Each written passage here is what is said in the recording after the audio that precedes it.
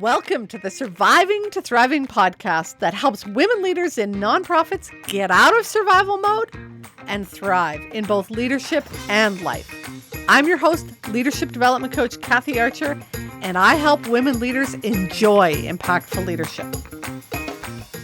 Hey there. Before I start today's podcast, what I realized after I recorded it was that it might be really handy for you to have a little cheat sheet with the 3 strategies that I'm going to give you and the questions that I asked. So I created that for you, and you'll find it in the notes below in your podcast app. Or if you head over to kathyarcher.com, podcast 15, you will find it there as well. And it will walk you through all of the questions so that you don't have to take a ton of notes while you're listening now, but that you have the ability to use the tools to your advantage to help you be a better leader and enjoy impactful leadership. Now we'll transition into this week's podcast episode. Do you dislike journaling? And yet, does that word keep coming up as you develop and grow as a leader? Do people keep saying, you need to journal, you need to journal, you need to journal? And you're like, but I'm not a journaler. Today, I'm going to give you 3 strategies or 3 alternatives to journaling to help you be a more competent, confident, and composed leader. I help women leaders enjoy impactful leadership. If you want to enjoy impactful leadership, part of that journey is doing some inner work, some introspection, some self-reflection. And yet, some of you don't like to journal, and that's okay. Not everybody's a journaler. Yet, it's a really powerful way to get into what's going on inside of you so that you can manage what's going on inside of you. I teach you about emotional intelligence, which is both recognizing and managing your emotions. And part of that is looking inside and going, what am I feeling? Why am I feeling that? What do I need to do to manage that? In this week's podcast, I talked to Elizabeth Bishop about her approach to conscious, confident leadership. And one of the things that she talks about a lot, and the link to the podcast is in the notes, it's episode 14 of the Surviving to Thriving podcast.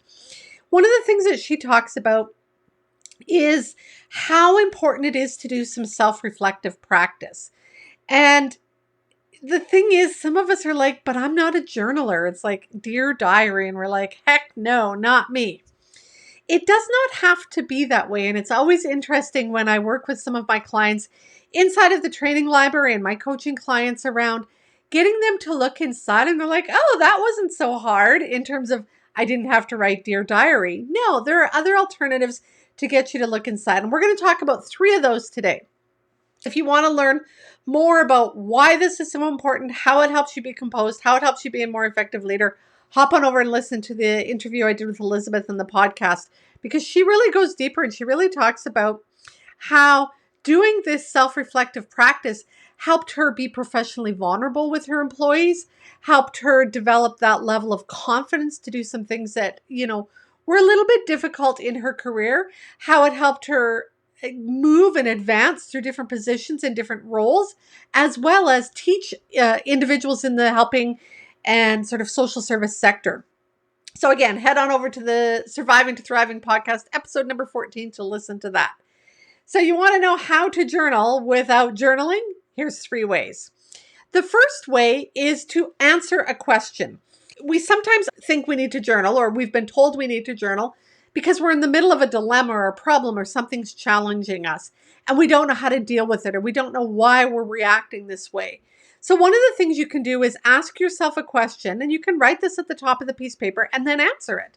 You can type it, you can write it, you can ask yourself and talk yourself through it as you're driving. Nobody in the other vehicle needs to know that you're talking to yourself. By asking yourself a question, automatically your brain wants to answer it. What I want you to think about is not just the first answer, but a series of answers. I'll give you a couple questions to start, but you might find that once you've answered that first question, it leads you to another question. So I've got 3 questions for you. What strength can I leverage here? So if you have a challenge, I'm dealing with this employee, and you ask yourself, what strength can I leverage here? You can start looking inside saying, well, what are my strengths? And then you can list your strengths. And then you can say, well, which one of those applies here? Or you could use that question to say, which of the employee's strengths could I leverage here? So that's question number one. What would the ideal outcome be? Often we're head down stuck in the weeds, and we sometimes forget that when we focus here, it's hard to see the end point. What would the ideal outcome be helps us look into the future, and then we can create the experience that we want for both of us. And please don't stop at the first answer, which is if she would just cooperate. That's not the outcome that we desire. The outcome that we desire is more like we would deepen our relationship. We would both have a better understanding of each other. We would be able to work together in the future on other challenging things that we face. That's what we're looking for. And then you could go back to that first question and say, what strength can I leverage here? So what strength can I leverage here? What would the ideal outcome be? And how can I reframe this? We're often looking at it from one perspective, and it's important to recognize that that is only one perspective. What's another way of seeing it? What's another way of seeing it? What's another way of seeing it? And when you can start to see it from different perspectives, different angles, different viewpoints, it opens up more options for how you're going to deal with it or what possibilities there are for dealing with it. So those are 3 questions you can answer. Write them at the top of your page and then answer them, or ask yourself and then answer them while you're, jogging on the treadmill, running outside, making supper, whatever. Because actually talking out loud to yourself is an amazing way to go inside and do some of that self-reflective work. So that's one alternative to journaling. Another alternative to journaling is to make a plan. And this requires pre-work. And this is where often we miss this step because we dive into whatever challenge issue we're faced with without preparing for it. Creating a plan allows you to go a little bit deeper. And when you create that plan, there are 3 things that you need to make sure. One is that it's about you, not what the other person is going to do, but what you're going to do, and perhaps how you're going to do that. So I'm going to maintain my cool. Great. But when you get triggered in that meeting, it's going to be really hard to maintain your cool if you don't have a plan ahead of time. And so that plan might be taking a deep breath. It might be rubbing your fingers together to kind of just take yourself out of the situation for half a second and bring yourself back to the present.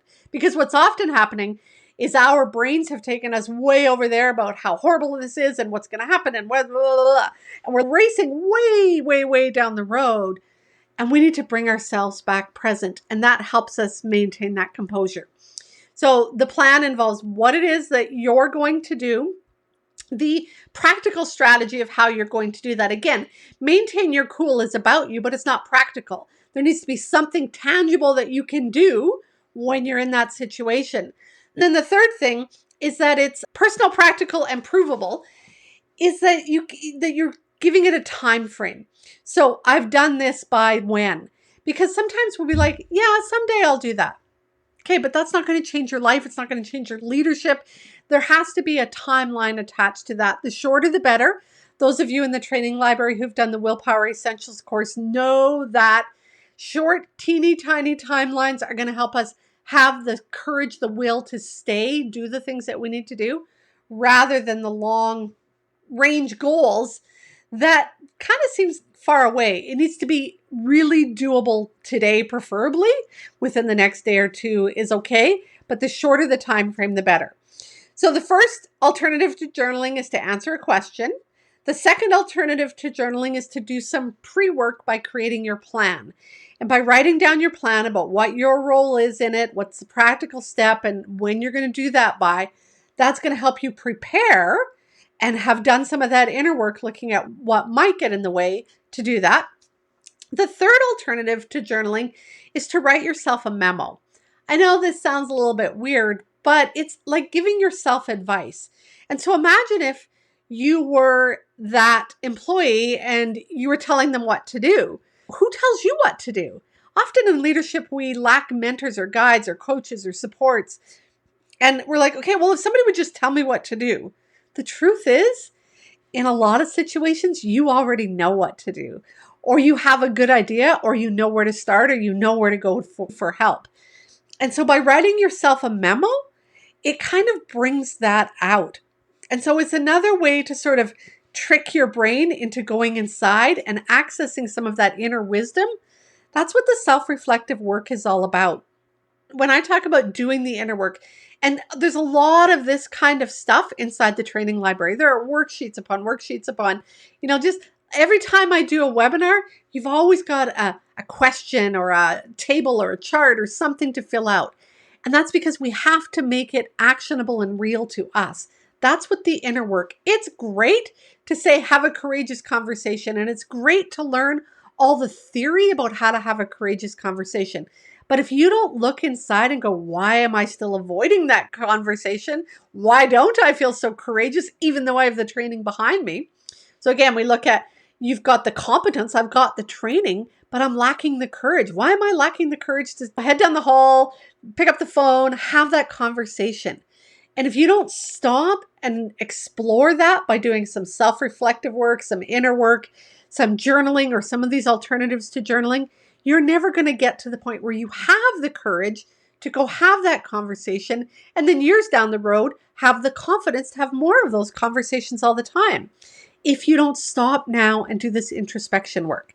So journaling is one way to do this work, to come inside and figure out what's going on, what your values are, what your morals, ethics are, why you're struggling to follow them, what's happening when other people don't respect your values, your ethics, and why you get triggered. All of that kind of stuff requires you to do the introspective work. Journaling is one alternative, and these are three others.